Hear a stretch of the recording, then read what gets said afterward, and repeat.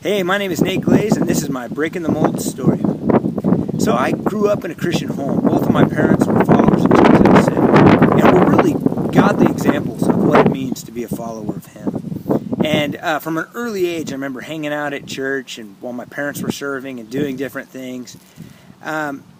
And as a result, when I was really young, like 4 years old, I made a decision to follow Jesus. And to this day, I think that was an honest and genuine decision. I think at that point in time, I truly became a follower of Him. But, life went on, right? I hit junior high, high school, and then I was in college, and I was working at this metal fab shop, and I was working a lot of hours. I'd go to school during the day, and then kind of in the afternoons, evenings, I was working at this fab shop.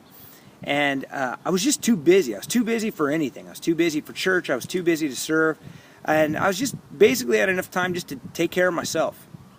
And I took some pride in this. I really felt like I was a responsible young man, and I was just kind of had life figured out.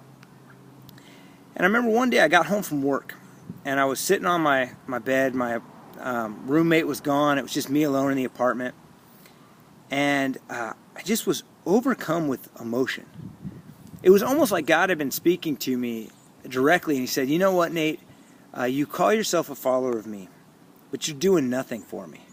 You live for yourself. Life is all about you. It's about what you can do, and that's not what I've called you to be. That's not who I want you to be."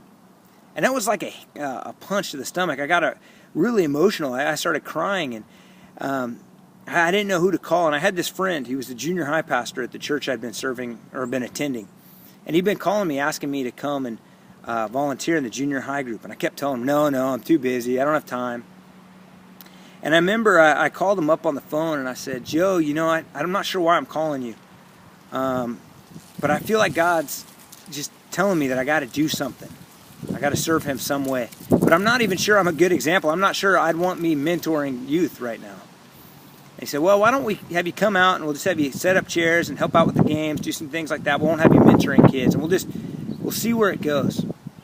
And that was this pivotal point in my life where all of a sudden God showed me that true joy, true contentment in life, my true meaning for living was not just to live for myself, was not just to pursue the things I was interested in, but was to serve Him and to serve His church and to serve the world. And that was, I think, the point that God really broke my mold and showed me that He was worth living for. So thanks for watching this story of how God has changed my life and broken my mold.